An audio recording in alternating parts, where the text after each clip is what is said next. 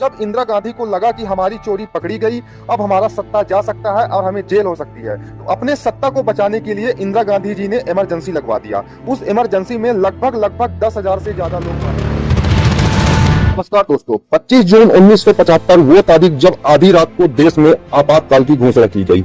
लोकतंत्र के इतिहास में इस दिन को काला दिन माना जाता है। यही वो दिन है जब तत्कालीन राष्ट्रपति फखरुद्दीन अली अहमद ने संविधान के अनुच्छेद 352 के तहत इंदिरा गांधी की सरकार की सिफारिश पर आपातकाल की घोषणा की। आज हम बात करेंगे ऐसे ही कांग्रेस के किए गए कुछ नेक कामों के बारे में जिसको देश हमेशा याद करेगा। तो चलिए राम का नाम लेके शुरू करते हैं। बताते चले कि राम नारायण उत्तर प्रदेश के वाराणसी के प्रखर समाजवादी नेता थे। उनके इंदिरा गांधी से कई मामलों पर नीतिगत मतभेद थे, इसलिए वो कई बार उनके खिलाफ रायबरेली से चुनाव लड़े और हारते रहे। वर्ष 1971 में भी उन्हें हार का मुंह देखना पड़ा, लेकिन उन्होंने इंदिरा गांधी की इस जीत को इलाहाबाद हाई कोर्ट में चुनौती दी और यहीं से शुरू होता है देश में राजनीतिक उथल पुथल का दौर। इलाहाबाद हाई कोर्ट ने 12 जून 1975 को इंदिरा गांधी को चुनावी धांधली का दोषी पाया और उन्हें 6 साल के लिए किसी भी चुने हुए पद पर आसीन होने से वंचित कर दिया। राम नारायण के कोर्ट में प्रसिद्ध वकील शांति भूषण थे। हाई कोर्ट में दायर अपनी याचिका में राम नारायण ने इंदिरा गांधी पर सरकारी मशीनरी और संसाधनों का दुरुपयोग और भ्रष्टाचार का आरोप लगाया था। यह मामला राम नारायण बनाम उत्तर प्रदेश नाम से जाना जाता है। वकील शांति भूषण ने सरकारी मशीनरी का दुरुपयोग सिद्ध करने के लिए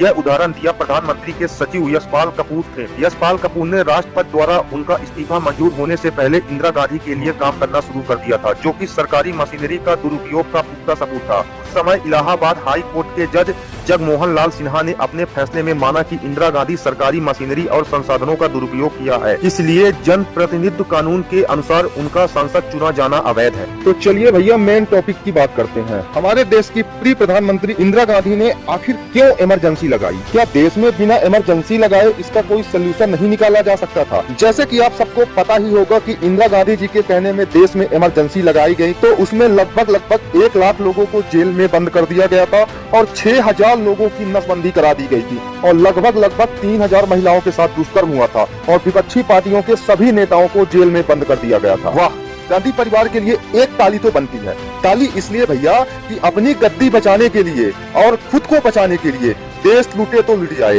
लोग मरे तो मर जाएं, लेकिन गद्दी नहीं जानी चाहिए। ये गांधी परिवार का आज से नहीं शुरू से नियम है। अब इस गद्दी पे ही एक छोटा सा एग्जाम्पल देना चाहता हूँ। माउंटबेटन लिखते हैं कि जिन्ना का कभी मन नहीं था कि देश का बंटवारा हो, लेकिन देश का बंटवारा हुआ था क्योंकि पंडित जवाहरलाल नेहरू को महात्मा गांधी प्रधानमंत्री बनाना चाहते थे। ऐसा मैं नहीं कह रहा हूँ, ऐसा सर माउंटबेटन का कहना था। ये वापस अपने मुद्दे पे आते हैं। आप सबको पता ही होगा 2014 से लेके 2024 तक मोदी जी बिना घपला के सीट जीत रहे हैं जनता के प्यार से। लेकिन ठीक सन 1971 में जब इंदिरा गांधी को लगा कि हमारी चोरी पकड़ी गई, अब हमारा सत्ता जा सकता है और हमें जेल हो सकती है, अपने सत्ता को बचाने के लिए इंदिरा गांधी जी ने इमरजेंसी लगवा दिया। उस इमरजेंसी में लगभग 10,000 से ज्यादा लोग मारे गए थे। इंदिरा गांधी ने विपक्षी नेताओं के साथ साथ ने कट्टर दुश्मनों को टारगेट बनाया था। इन कट्टर दुश्मनों में 2 महारानी भी हैं। उन महारानी, इनकी एज और उनकी हालत सुन के आप चौंक जाओगे कि कोई ऐसे कैसे कर सकता है, कोई इतना बड़ा डिक्टेटर कैसे बन सकता है।